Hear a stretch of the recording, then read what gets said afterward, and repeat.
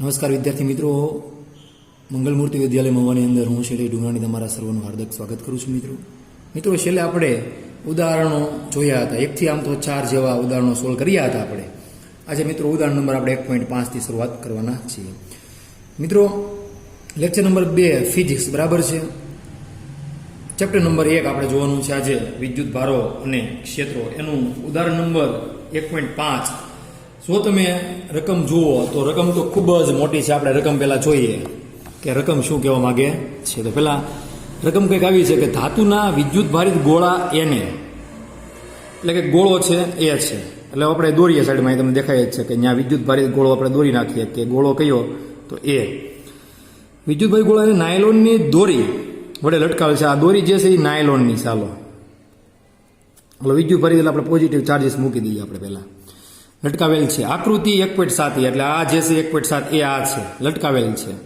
દર્શાવ્યા મુજબ અવાક હાથા, એટલે અહીંયા હાથો જો તમને બતાવ્યો જ છે કે માણસે પકડેલો હાથો છે એ હેન્ડલ પકડેલા બીજા વિદ્યુત ભારિત ગોળા બી, એટલે ગોળો બી એટલે આપણે અહીંયા દોરીએ બીજો ગોળો બી. તો આ જે છે એ ગોળો બી, એની ઉપર અત્યારે ધન ચાર્જીસ મૂકીએ છીએ, અને આ જે છે એ અવાક હાથો છે એને થોભેલો છે, બરાબર છે. તો એક અવાક હાથા વડે થોભેલો. ચાલો પછી આગળ શું કહેવા માંગે છે, એની નજીક એવી રીતે લાવવામાં આવે છે કે તેમના કેન્દ્રો વચ્ચેનું અંતર, એટલે કે આ ગોળો જે એ છે એ અને આ ગોળો બી છે એ બેનું કેન્દ્ર અહીંયા કંઈક હશે, આનું કેન્દ્ર અહીંયા કંઈક હશે, એ બેની વચ્ચેનું ડિસ્ટન્સ જે છે 10 સેન્ટીમીટર જળવાઈ રહે એમ લાવેલું છે. જો પછી આગળ જુઓ રકમ. આનાથી થતું એનું અપાકર્ષણ નોંધવામાં આવે છે. દાખલા તરીકે એક પ્રકાશ કિરણ વડે તેના પ્રકાશ કિરણ પડદા પર તેનું આવર્તન સ્થાનાંતર માપીને, એ જે કંઈ હોય એ બધું એટલું બધું ડિટેલમાં આપણે જવાનું નથી, એ બરોબર છે. ખાલી એક અપાકર્ષણ નોંધવામાં આવે છે, એટલે કે આનું અપાકર્ષણ નોંધવામાં આવે છે. કારણ શું છે અપાકર્ષણ નોંધવાનું શું લેવા છે? કારણ કે આ બંને ગોળાઓ સમાન વીજ ભારિત છે, તો હવે અપાકર્ષણ થાય એટલે કે સમાન વિદ્યુત ભારિત હોય જ. આમ તો એમ જોઈએ તો એમાં કાંઈ ડાઉટ કોઈને હોવો જોઈએ નહીં. હવે આગળ શું કહે છે? અપાકર્ષણ નોંધવામાં આવે છે, એટલું થઈ ગયું. પછી આગળ જો કંઈક કહે છે, એ અને બી ગોળાઓને અનુક્રમે સી અને ડી વિદ્યુતભાર રહિત ગોળાઓ સાથે આકૃતિ 1.7 બી, તમે જો આ બી આકૃતિ છે એમાં દર્શાવ્યા મુજબ સ્પર્શ કરાવવામાં આવે છે. એટલે કે એ ને સી આરે વિદ્યુતભાર રહિત. હવે ધ્યાન આપજો, એ જે છે વિદ્યુત ભારિત છે, સપોઝ આની ઉપર ક્યુ વિદ્યુતભાર, આની ઉપર એક ક્યુ વિદ્યુતભાર છે. આ જે છે એ જે છે ક્યુ વિદ્યુત ભારિત ગોળાને આ એને સી સાથે, એટલે કે આ સી કહી દઈએ, ધારો કે 4 ચાર્જીસ છે ક્યુ જેટલો, તો આની હારે સંપર્ક કરવામાં આવે વિદ્યુત ભાર રહિતના સ્ટેન્ડ છે, અવાહક સ્ટેન્ડ સાથે જોડેલો છે. પછી આ જે છે બી ગોળાને, એટલે કે આ ગોળો બી જે છે એની ઉપર મેં ધન વિદ્યુત ભાર હરખો નાખેલો છે, એને પણ વિદ્યુત ભાર રહિત બીજો એક ગોળો કે જેનું નામ છે સી ગોળો, એની હારે સંપર્ક કરાવવામાં આવે છે. તો આની પર 2, આની પર 2 વ્યાજ, આની પર 4 છે કુલ હતા કે નહીં, તો અહીંયા 2 વ્યાજ, 2 ક્યાં થાય વિદ્યુત ભાર આમાં. તો આનો કુલ વિદ્યુતભાર ક્યુ હોય તો આનો કેટલો થઈ જાય Q/2 Q/T થઈ જાય, કેમ કે આની પર વિદ્યુતભાર કંઈ હતો જ નહીં, એ ગયો. યાદ કરો વિદ્યુતભારનું પ્રેરણ. આની ઉપર કંઈ હતો જ નહીં, કોની ઉપર? સી ઉપર. તો એની ઉપર કેટલો થશે? તો એની પર Q/2 બેનો સરવાળો કરો તો થઈ ગયો ક્યુ આખો. એટલે કે ઘણા કે સરવાળો કરીએ તો થઈ જાય, તો થઈ જ જાય ને ભાઈ, આમાં ક્યાં કાંઈ અઘરું છે? હે, બરોબર છે. તો આપણે આ રીતે જે છે આકૃતિ નંબર 2 બનાવી શકીએ. હજી આપણે રકમ હજી પૂરી નથી થઈ ભાઈઓ, હજી રકમ બાકી છે, હજી રકમ જોઈ. હાલો પાછા રકમમાં આવી જાવ બધાય, કે સ્પર્શ કરવામાં આવે છે, થઈ ગયું એટલું. પછી હવે સી અને ડી ને દૂર કરી, હવે સી અને ડી એટલે કે આ સી અને આ ડી જે છે એ બેને શું કરવાનો? દૂર કરી નાખવાના છે. ત્યાંથી બી ને એની નજીક તેમના કેન્દ્રો વચ્ચેનું અંતર 5 સેન્ટીમીટર થાય તેમ લાવવામાં આવે છે. તો પેલા કામ કરીએ કે આ સી અને ડી ને દૂર કરી નાખો, તો એ જે છે એ ગોળો કેવો વધશે? તો આપણે જે છે નવી આકૃતિ કંઈક આવી બનશે કે આ ગોળો એ અને વિદ્યુતભાર જે છે એ Q/2 અને ડી દૂર કરીએ એટલે કે બી ગોળા ઉપર જે ચાર્જ જે છે આપણી પાસે થશે કે Q/2 ચાર્જીસ, બરાબર છે. બે વચ્ચેનું ડિસ્ટન્સ કીધું છે 5 સેન્ટીમીટર કરવામાં આવે છે. પેલા ડિસ્ટન્સ કેટલું હતું મિત્રો? 10 સેન્ટીમીટર. એમાંથી આ ડિસ્ટન્સ કેવું કરી નાખ્યું? હવે એને 5 સેન્ટીમીટર કરી કાઢ્યું છે. હજી કાંઈક છે જુઓ કેમ લાવવામાં આવે છે. આકૃતિ એને આપ્યું છે 1.7. એટલે આકૃતિ આખી જે છે ને એ ટેક્સ્ટ બુકમાં આપેલી છે, એમાં કાંઈ આપણે બહુ નવીનમાં કાંઈ કરવાનું છે નહીં, પણ છતાં પણ આપણે દોરતા જઈએ એમ. પછી શું કીધું છે જુઓ હવે, તો કુલમના નિયમ આધારે એનું અપાકર્ષણ કેટલું થશે એ તમારે નોંધવાનું છે. એ અને સી ગોળાઓ તથા બી અને ડી ગોળાઓના પરિમાણ સમાન છે. એટલે એસી અને સી ડી એટલે કે એસી ના અને આપણે બીડી ના પરિમાણ કેવા સરખા છે. એટલે એ અને બી ના કેન્દ્રો વચ્ચેના અંતરની સરખામણી પરિમાણ અવગણવાના છે. પાછા બહુ લાંબુ કીધું છે. એનું અપાકર્ષણ કેટલું થશે પેલો નિયમ એ છે. આપણે તો પેલા તમારે ફાઇન્ડ કરવાનું છે કે એ અને બી એમાં શું થાય અને એ જે છે એનું અપાકર્ષણ કેટલું થાય.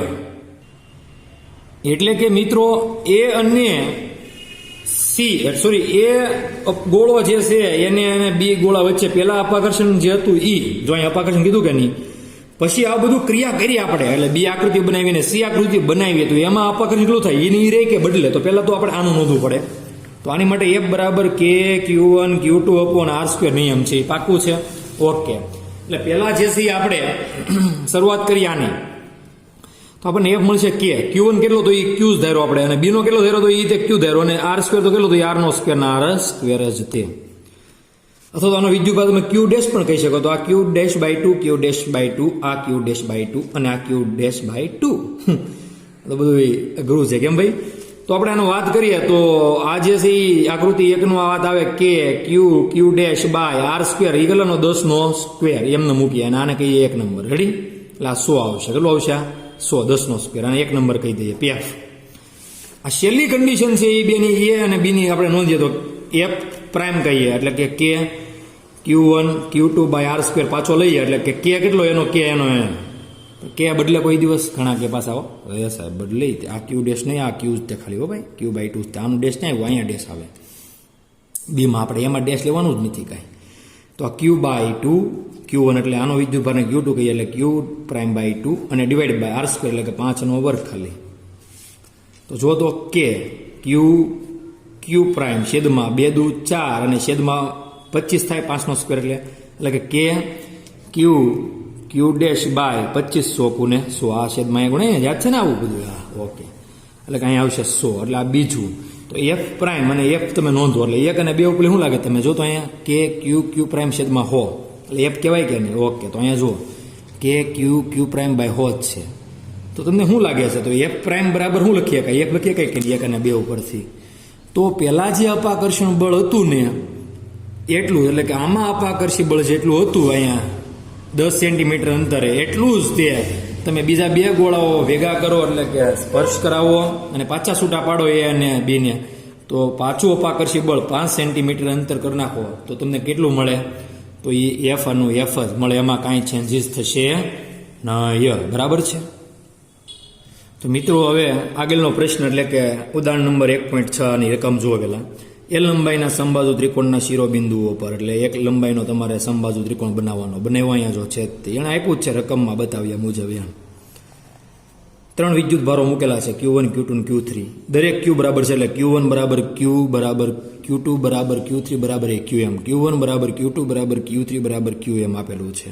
આકૃતિ 1.9 માં દર્શાવ્યા મુજબ ત્રિકોણ જે છે એનું મધ્ય બિંદુ અહીંયા છે. મધ્ય કેન્દ્ર પર મૂકેલા વિદ્યુતભાર Q પર લાગતું બળ કેટલું હશે? એટલે કે અહીંયા Q ઉપર અહીંયા O ઉપર Q વિદ્યુતભાર મૂકેલો છે એની ઉપર લાગતું બળ આપણે મેળવવું છે. તો આપણે આકૃતિ દોરીએ વિદ્યાર્થી મિત્રો, કેવી બને તમને બતાવું. જુઓ કે એક સમબાજુ ત્રિકોણ એટલે આવો ત્રિકોણ થશે. આલો સ્વાભાવિક છે આ સમબાજુ ત્રિકોણ એટલે દરેક ખૂણાનું માપ કેટલું હોય? તો એ જે છે એ 60 હોય. અહીંયા જે છે એ Q1 વિદ્યુતભાર, અહીંયા જે છે એ Q2 વિદ્યુતભાર અને અહીંયા જે છે એ Q3 વિદ્યુતભાર. એ દરેક વિદ્યુતભારનું મૂલ્ય જે છે કેટલું? Q જેટલું. રેડી થઈ ગયું આ ખ્યાલો. અહીંયા જે છે O છે એની ઉપર તે કેપિટલ Q વિદ્યુતભાર આપણે મૂકેલો છે. આ જે છે એ બિંદુ A છે, આ બિંદુ B અને આ બિંદુ C થાય. બરાબર છે? હવે આપણે જુઓ તો Q ઉપર લાગતું બળ આપણે એટલે કે આ Q વિદ્યુતભાર ઉપર લાગતું બળ આના લીધે જોઈએ તો એ ક્યાં આવે? તો જે છે એ સીધું નીચે જાય કે નહીં? કેમ કે અપાકર્ષી બળ લાગશે એટલે આપણે લખીએ અહીંયા જ તે કે Q1 એ બિંદુ પર વિદ્યુતભારના લીધે એ બિંદુ પરના V ભાર લખવું એટલે વિદ્યુતભારના લીધે લાગતું બળ F1 એ સદિશ આપણે રૂપે રાખીએ તો કયા દિશામાં થાય? તો એઓ દિશામાં થાય કે નહીં? એટલે એઓ દિશામાં પહેલાં મૂકી દઈએ. આ દિશા જે છે એઓ રાવા દો. આપણે કહી દઈએ સીધું તે પ્લસ જે કે માઇનસ જે એટલે માઇનસ જેમાં માઇનસ જે હેટ મૂકીએ, સીધો જ હું માઇનસ જે હેટ મૂકું છું, તમને કંઈ વાંધો નથી કોઈને, નહીં ન હોવા જોઈએ વાંધો, બરાબર છે. આ વિદ્યુતભારના લીધે અહીંયા લાગતું બળ આમ હશે કે નહીં, જુઓ તો, અને આના લીધે લાગતું બળ આમ હશે કે નહીં, ઓકે થઈ ગયું. હાલો, તો F2 જે છે આપણને કેટલું મળે, તો સપોઝ આને આપણે F2 કેવું પડે ને, Q2 વિદ્યુતભારનું બળ F2, આને કેવું પડે આપણે F3, ને આને કેવું પડે આપણે પાસે F1. આ જે છે એના બે સદિશો બને, એક સદિશ આ અને એક સદિશ બને ઉપરની બાજુનું. રેડી? ખૂણો આ લઈએ તો આ ખૂણો કેટલો થાય, તમને સ્વાભાવિક છે કેટલો થાય, તો એ 30 થાય કે નહીં, ઓકે. તો F2 ના બે ઘટકો એટલે F2 cos 30 વત્તા F2 sin 30, બે જો તો એક પ્લસમાં અને આ પ્લસમાં. હવે આ F3 ના ઘટકો, એક ઘટક આ અને એક ઘટક ઉપર, તો F3 ના બે ઘટકો ક્યાં ક્યાં, તો F3 cos 30, પણ એ કેવો આવશે આ cos 30, તો એ માઇનસ, એટલે અહીંયા I હેટ આપીએ તો અહીંયા જે હેટ અપાય, ને અહીંયા માઇનસ I હેટ, તો ઉપરનું જે છે આનો એક બીજો ઘટક આનો આ F3 નો, હો ભાઈ આવે કે નહીં, F3 નો જો તો બીજો ઘટક આ ઉપરની બાજુ, એને શું અપાય, તો એ પ્લસ, તો પ્લસ F3 અને સાઇન 30 જે હેટ એ પ્લસ, ને આ જે છે F2 સાઇન 30 હશે. રેડી બધું? ઓકે, હાલો થઈ ગયું, ડન. F1 કેટલું આવશે, તો F1 જે છે આપણી પાસે સીધું F1 અને એની દિશા કઈ છે, તો નીચેની બાજુ, એટલે કાંઈ એની બહુ ટેન્શન નહીં, એટલે માઇનસ જે હેટ થઈ ગયું. ઓકે, હાલો.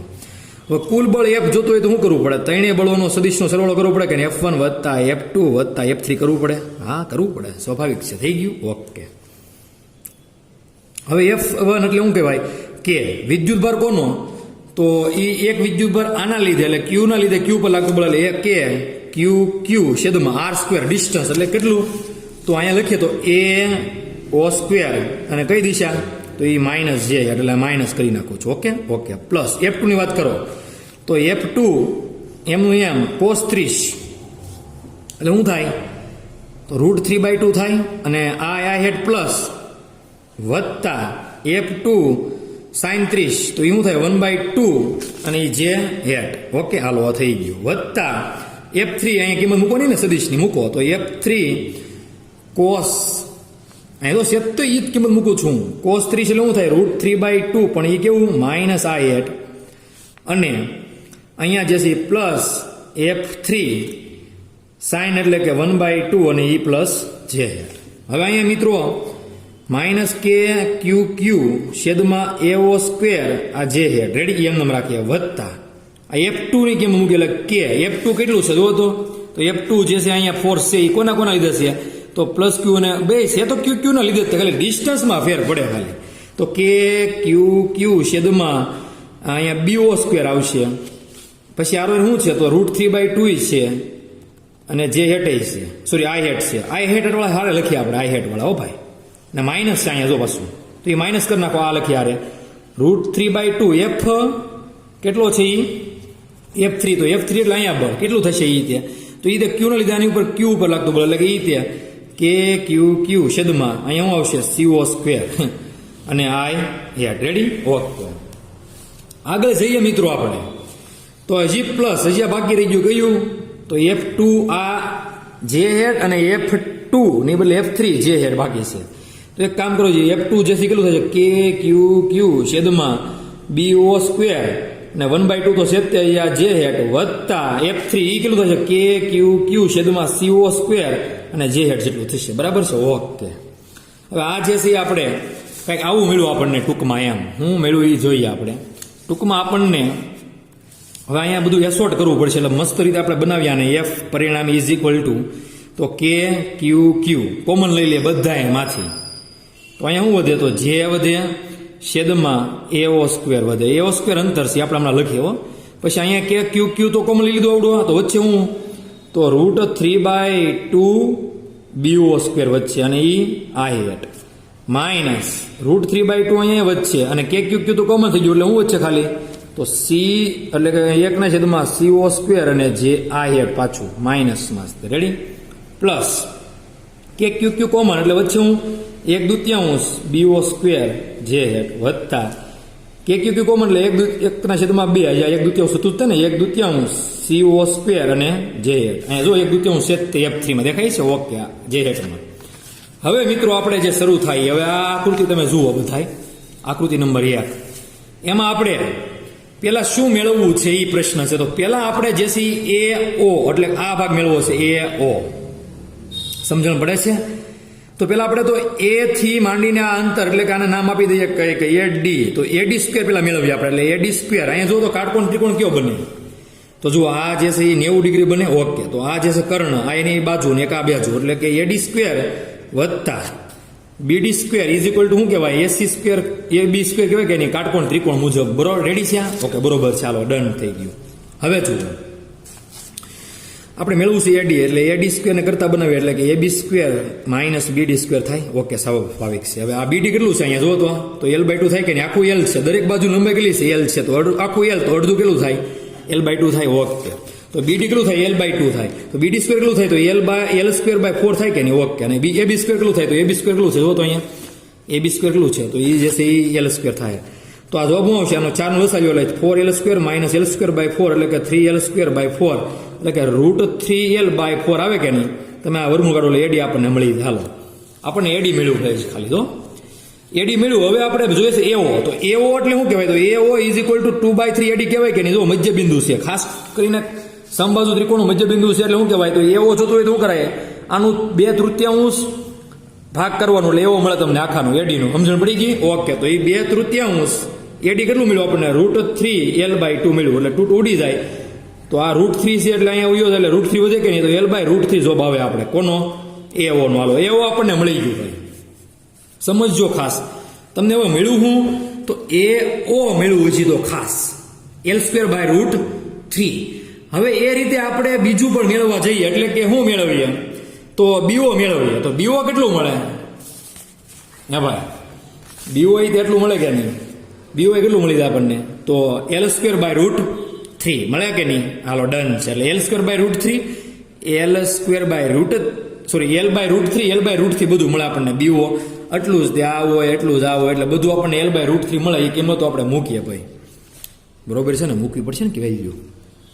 તો આપણે આની અંદર જ કાર્ય કરતા હતા એટલે આની અંદર જ મૂકી દઈએ. તો કિંમત અહીંયા મૂકવાલો એઓની, તો અહીંયા KQQ જે એમનું એમ એવો એટલે L/3 છે તો અહીંયા મૂકી દઉં L સ્ક્વેર અને 3 ઉપર આવી જાય કે નહીં એટલે 3L સ્ક્વેર.